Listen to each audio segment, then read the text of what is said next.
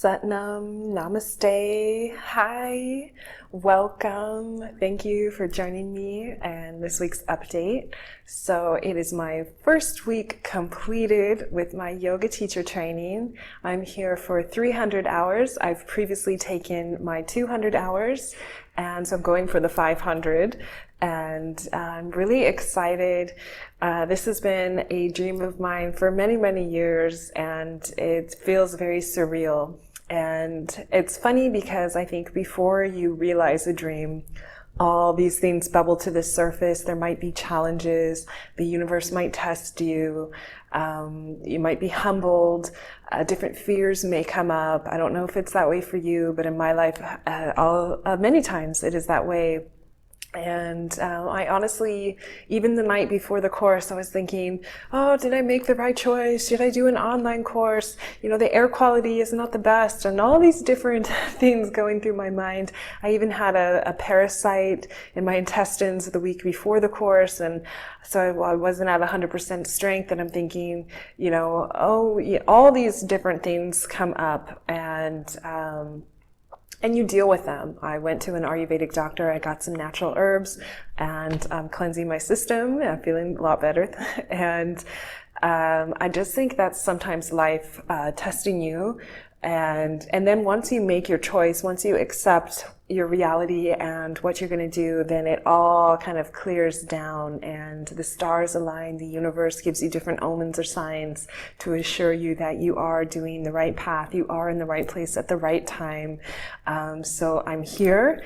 I've begun. I've done my first week of training. The day is from 6 a.m. until 7 p.m. And it's full on, but I'm in heaven for me. I absolutely love it. I'm going to just embrace this chapter of my life. It's only a month, a little, maybe a couple days more. So I can totally do that. I'm really excited. I'm looking forward to it. And so far it's actually been better than I expected and better than I anticipated.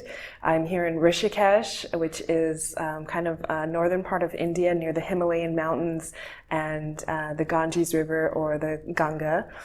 And it's absolutely sensational. The vibe is quite high. And for the most part, I'm here in the ashram from Monday through Saturday. We do have a little break in the middle of the day during lunch, where if you don't diddy-daddle, you can go into town and have a little interaction on the outside world.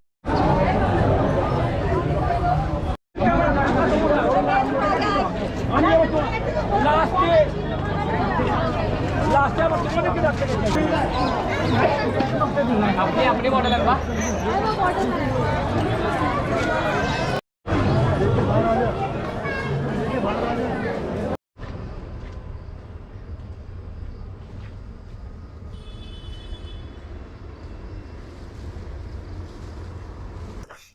And it's funny because sometimes when you leave, I feel like, yeah, freedom. But then when I come back, I feel like, oh, the warm embrace of the ashram. I think when we're kids, sometimes we have our school, we have our structure, we have our parents, they help get us up, they help prepare our food, we go to classes. And in a way, there's certain things that remind me of being a child again. For instance, right before the course start, I felt like a kindergartner. Oh, you know, am I gonna, you know, are they gonna like me? Or, you know, is the course going to go well? Can I do it? And then you overcome those set of fears, and you come and you realize everything's fine, it's wonderful.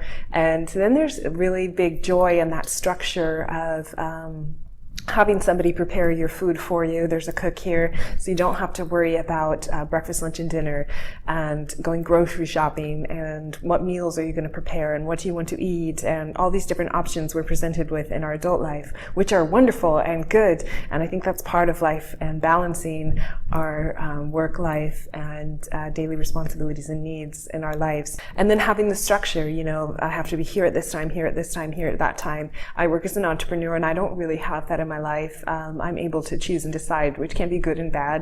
Sometimes I might choose to want to sleep in later, or to go to dance class or not go to dance class. So I think you can kind of choose to how you want to go. So for me, having been free for all these years, which I really thrive in my freedom, and I absolutely love it, and I don't want to seem ungrateful. I'm so grateful for freedom and the choice to choose my daily life as an entrepreneur. But I also am learning that I'm thriving in structure. I have to be here at this time, do this at that time, and I really actually do well with some kind of structure in my life. I don't know about you. I think there's joy in both ways of living. Ultimately, you know, if you could learn how to structure your own life with freedom, I mean, that's like the penultimate, I guess. And sometimes I succeed in that, sometimes I don't. Anyways, so the day, what is it like? I wake up around 5:30 a.m. and you know, brush my teeth, get ready for the day, and then come to meditation. And that is an hour-long meditation, but it includes pranayama and different exercises. So we might do some alternate nostril breathing or different breathing techniques, and then followed with either sitting quietly or sometimes some gentle guidance to bring your awareness to different parts within you. And I think sitting with myself for so long has been very enlightening.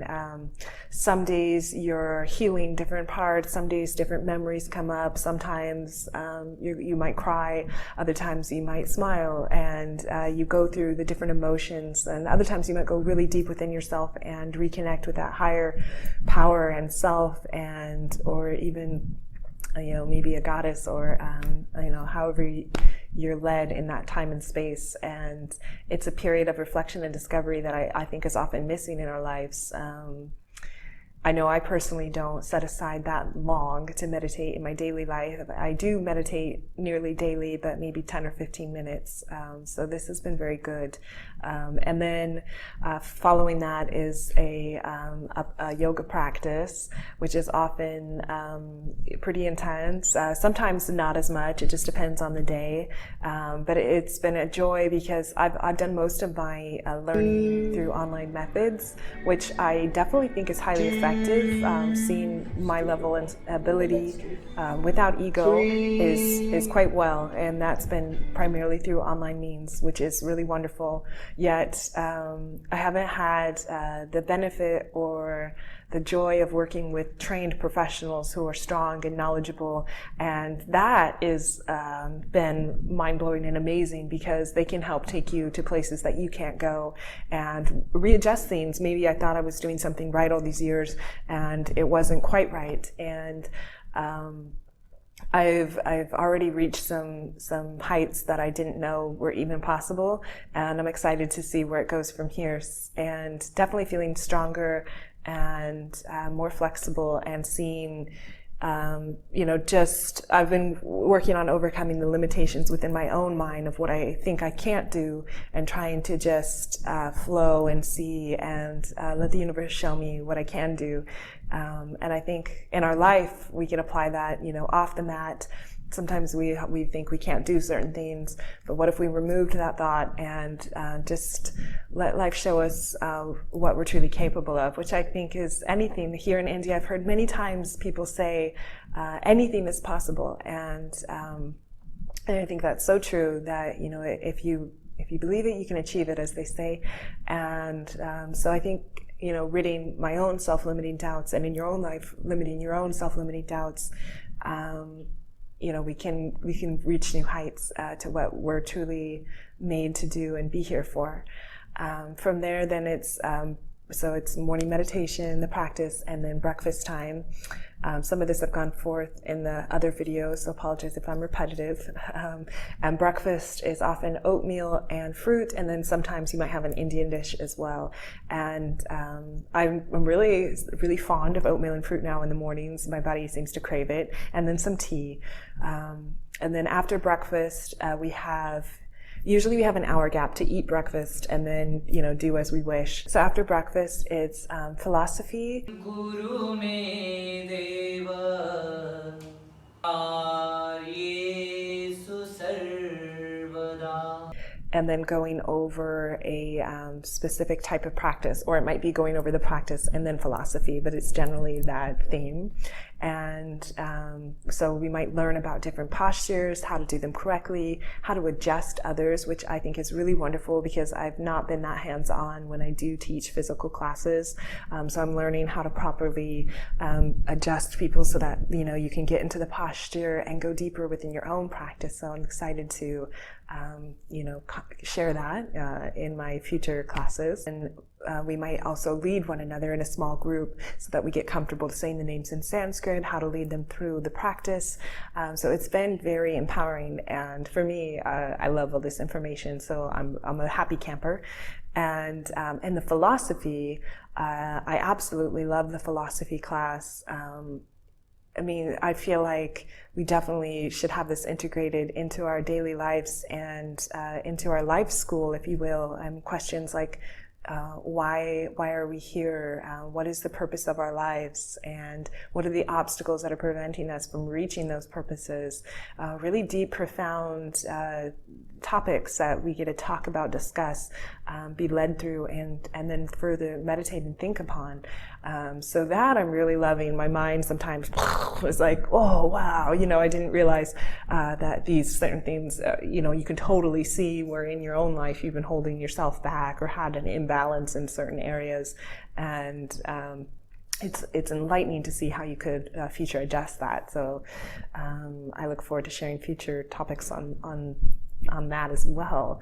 And beyond, then after that it's lunchtime, and we do get a 2-hour time to eat lunch and then have time within there to either study or, you know, sometimes I might do a little bit of work or even go into town if you just need a little. This week I just needed, I did buy the skirt. I've been very good about not buying things, but it was a long week, and I guess maybe retail therapy, you know, everything in moderation, right? And so, or maybe a little bit of chocolate or just a little treat or something to, or coconut water, just to kind of liven you up a little. Or I like to buy some bananas or apples for my room for a healthy snack. Anyhow, and then we come back and we go through a different style of practice, and we'll go over, you know, the different postures, the name in Sanskrit, the do's and don'ts, lead each other through the course, how to adjust one another, and then after that, then we have a short break, 5 minutes or so, and then come back in another practice for yoga, and it's often intense, building more strength, and so you might have repetitive sequences for your abs or your arms or your legs, and sometimes also, you know, deepening your flexibility as well. So it's a good mix throughout the day, practicing, but you're sitting a lot, so, and not walking a lot, and so I don't mind the extra activity. And normally in my daily life, I would do a practice, walk quite a bit, and dance. So I'm kind of used to being active anyways. So this is just applying it in a different way. That's how I'm accepting it mentally. But it is about, you know, a good 3 hours, sometimes even 3.5 to 4 of practice. So it's a lot, but it's wonderful. And there is a time of, you know, warm up. So it's not all 100% active.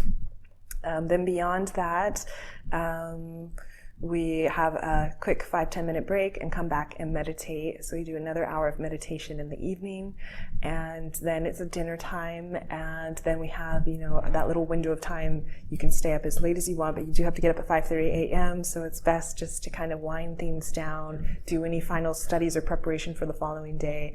If I haven't done my work, then I have to do a little bit of work, and not have to, I get to. And then I like to listen to an audiobook and relax and go to bed. I did forget, after lunch we have a half an hour yoga nidra before going over the class of adjustments, and I must tell you, I love it, and I will be including that in the future. It is, I call it nap time. It's like yoga rest, if you will, and it's just laying in Shavasana and being guided through different areas of your body. And the lady's voice is so hypnotizing. Her is so nice. The hardest part is not falling asleep. You're not supposed to fall asleep. And after your lunch and your belly, and again, that's where I feel like a kindergartner because it's nap time. And I feel like, where is this in our daily life? So where do we get a 30-minute period in the middle of the day to just relax? In Mexico, they have siestas sometimes, but often in modern life, we don't actually take time for it. So I really love it. And sometimes before bed, I'll even listen to one because it just drifts you into this wonderful place of rest. So that's basically the day. When we're not here, we need to also be studying because we will have a test on all of this information. And some of the stuff comes easily to me, but some of it not as easily. So even today, it's Sunday. We have a free day on Sunday. And I've just honestly just been catching up with friends and family because I haven't felt like I've wanted to during the week. Or it's not that I haven't wanted to, but your energy is in other places, so you haven't had quite the time. Now I'm making this video, and then I might go explore the town. I heard there's the Beatles ashram. I really feel led to do that. And I wouldn't mind just having some tea and reflecting over the notes in the course and maybe organizing them better, because right now it's just blah in a notebook, and I wouldn't mind having it a little bit more orderly. And yeah, maybe get a pedicure, because every time you go up and go down, I look at my toes and they don't look good. So I kind of want to have a little pampering today, and then in the future I can go explore. I mentioned previously I had gone to the waterfalls. There's other waterfalls I would love to check out. I'm pleased to say the air looks more clear today. I can see the buildings better. That's positive. That was actually concerning. That's something I didn't consider in the travels, was the air quality. When I first arrived to Delhi, I had a rash on my skin. When I went to another part of India, I was itching and had rashes, and it was the air, and I just didn't think about that. So there's a lot of pros and cons no matter where you go in the world, but it's I guess awakening not my inner activist, but the desire for us to better care for Mother Earth and our precious temples, but also this precious planet that we live on for our future generations, not just for ourselves. So that's food for thought for me and for all of us, and what we can do maybe to help our immediate surroundings. You know, like if we see someone is hungry, maybe we can help them. They call it karmic yoga, where you're giving without expecting something in return, just selfless service basically. And how can we do small actions to create bigger change around us? So anyways, apart from that, it's a wonderful group of people. There's people here in the class from all over the world. It's a nice sized group. It's about, I think, 13 of us in total. So there's people from Germany, people from France, people from Spain, Colombia, where else am I missing? Israel, Ireland, Canada. I'm sure I'm forgetting a couple places, but it is a really nice mixture of people that are coming together with a common goal. And it's primarily women, but there are 2 men here as well. Oh yeah, Russia. He's from Russia. So there's... I feel for the men sometimes, you know, there's a lot of estrogen in the air and, you know, different flows at different times, with different hormones, but overall it's going really well.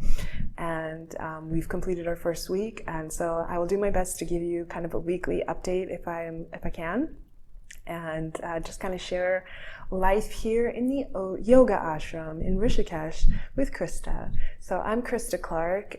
You can find more about me at christajclark.com. That's kind of a yoga-centered website. And then also artisticvegan.com.